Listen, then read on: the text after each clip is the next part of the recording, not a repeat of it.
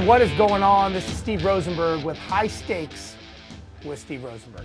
Hey, before I forget, don't forget to like, share, comment, do all the stuff you got to do. I love when people share my videos because I'm just able to reach more people and able to get the message out. So I appreciate all the people that do that. Thank you very much. Please let people know about this show.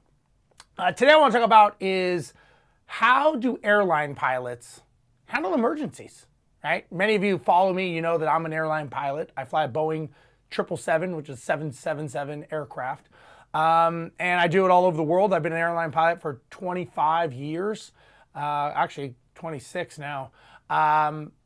And I think it's safe to say that when an emergency happens on an airplane, you pretty much are assuming that the guys up front, guys and girls up front in the pointy end, know what they're doing.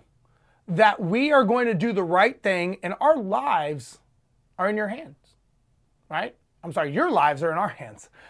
And a lot of times people are always wondering, like, how do they know, right? You're just staring at a door.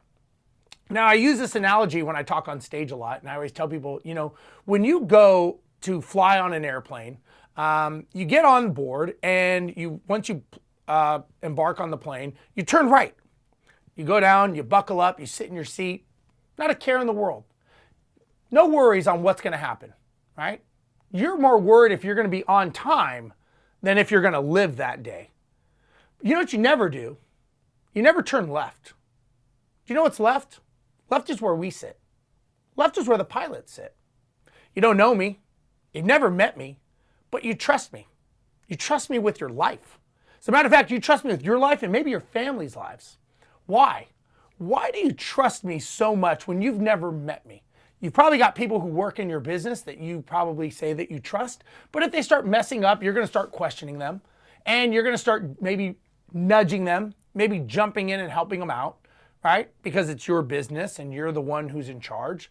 But when you're on an airplane, if we're getting turbulence, we're in a lightning storm, we're landing in a 40-knot crosswind, and it's bumpy as you can imagine, you can't even hold on to your drinks.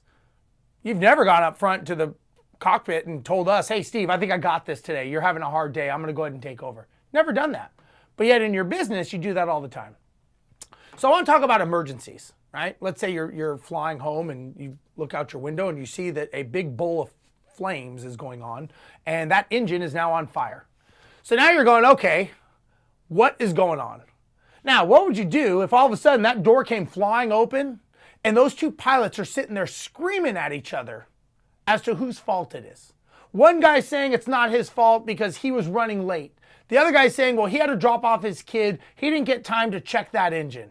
Everyone's blaming each other. You didn't do your job, but you didn't do your job. And then one of the guys just gets up, storms out the cockpit and says, I just need 10 minutes to decompress. I need to relax for a minute, or I need a drink. How would you feel watching that pilot walk past you and storming off and huffing and puffing? But yet nobody is actually putting out the fire that you're staring at on the wing. No one's addressing the problem. Now, many people, this is the reality of their business, right? They go to work and there's problems every day. Fires, there's engine fires every day. They don't know how to deal with it. They don't know how to react. They don't know how to handle an emergency. And so what do is they start blaming each other, or maybe they start crying. Maybe they start getting upset and start screaming that it's their business and they better shape up. Everyone has a different way of handling stress. I get it. But do you think for a second that when there's an emergency in the plane, up on the flight deck, do you think we handle emergencies the same way? Or do you think it's kind of come as it goes? We'll just deal with it as we feel. My gut says this. No, we handle emergencies exactly the same way every single time. We do not deviate from the way that we handle emergencies. Now, I want you to understand, I'm talking a simple emergency could be that maybe, a passenger's late. Maybe we blow a tire on the runway. Maybe we have an engine catch on fire. We have a decompressurization in the cockpit. We have smoke in the cabin. All of these emergencies, we handle the same way. So what I'm going to do is I'm going to share with you how we are taught to handle emergencies. First thing you always got to remember is you got to prioritize things, right? In your mind, you've got to prioritize. One of the things we're taught early on is you aviate, then you navigate, and lastly, you communicate. So what does that mean? First thing is that someone's got to fly the plane. Then you got to communicate with each other. Then you got to make sure you're not going the wrong direction or running into a hill. And then you let everyone know what's going on. Aviate, navigate, communicate. So let's talk about an emergency. And there's 4 things. And if you're able to write something down, you're not driving, don't get into an accident. But if you're able to write this down, write down these 4 things. First thing we are taught in any emergency, it does not matter, is take a breath. We are taught to take a breath, which sounds kind of weird, right? But the reason we're taught to do that is the last thing you want is somebody springing into action, doing the wrong thing very, very quickly. Meaning, let's say we're flying along and this engine catches on fire. And you spring into action and you shut down the engine. But you just shut down the wrong engine. And you just took a problem and made it exponentially worse by shutting down the only working engine because your mind saw one thing and the reality was something else. So the first thing that we are taught to do is to take a breath.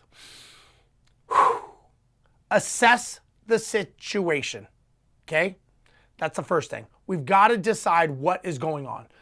No spring into action. There's no such thing as an emergency when you're flying. Next thing. We have to establish roles and duties. Okay, I'm flying the aircraft, you are talking to air traffic control, and you pull out the checklist.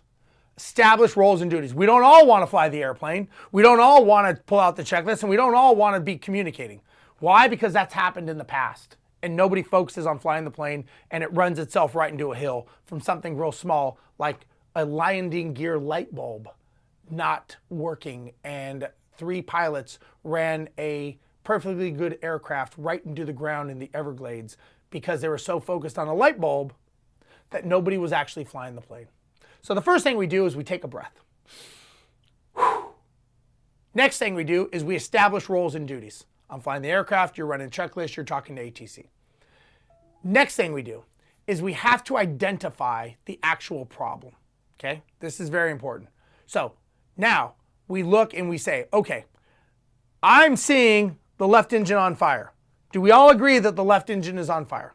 We all look out the window and we all go, yep, left engine is definitely on fire. Okay, now we confirm it. So we identify that's the problem, and now we confirm it by indications. So in the cockpit, we've got a lot of indications. We got bells, whistles, a lot of stuff's going off, right? But we're looking to say, okay, is it the left engine? Not the right engine, it's the left engine. Do we all agree the left engine is on fire? Yep, we all agree left engine is on fire. Okay. Now, back to establishing roles and duties.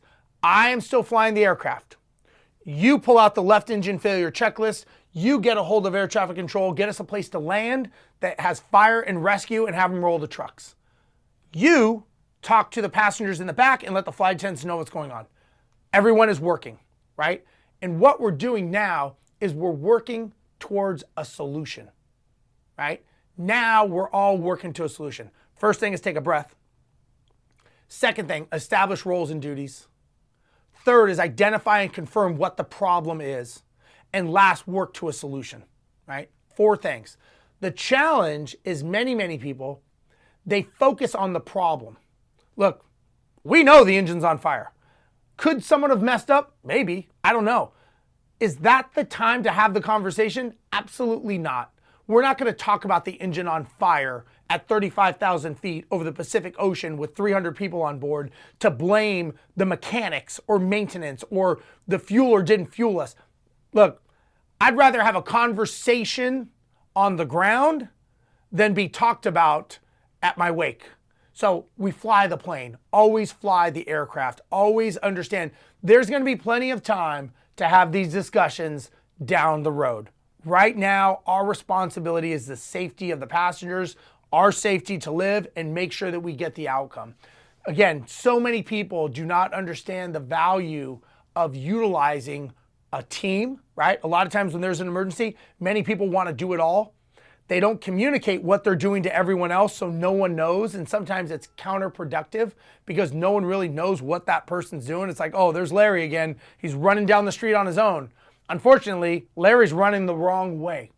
Now, again, this is relatable because this is what many people do in business. In business, so many times people are running the wrong direction. They're not including the team, right? They're focused on the problem. If you could handle it, any situation in your business the same way, take a breath, identify the problem, confirm and identify, and next thing you know, work to the solution. Working to the solution is the key, because many times when people are driving their car and you hit a big pothole, you don't stare in the rear view mirror staring at what happened. You're still looking out the windshield. Same thing here. When we have a problem in the cockpit, we are working on solutions. We'll deal with it on the ground. This is not the time. So in your business, you got to think about what you're doing, things that you can do to implement and start getting more people involved, and understand that you've got to realize work to the solution. Do not work to the problem. I hope this helps. If you want to know more about this content and other content, just go to my website. You look at more. Also, don't forget, I have a business mansion mastermind coming up October 12th through the 14th. I've got Mr. Brad Lee coming from Lightspeed VT. I've got James Lawrence, who is the Iron Cowboy. Netflix did a documentary on this guy. Dr. Kevin Elko is coming. This guy works with Nick Saban, Bill Belichick, and all the other main coaches out there. Nike, U.S. Olympic team. He's a mindset coach. You want to talk about taking your mindset and teamwork to the next level for your business? This is the guy.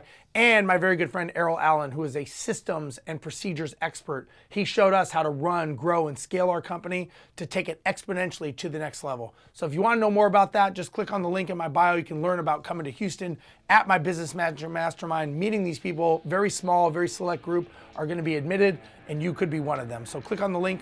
Again, thank you for watching the High Stakes with Steve Rozenberg. Please make sure you share. We'll talk to you guys later. Bye-bye.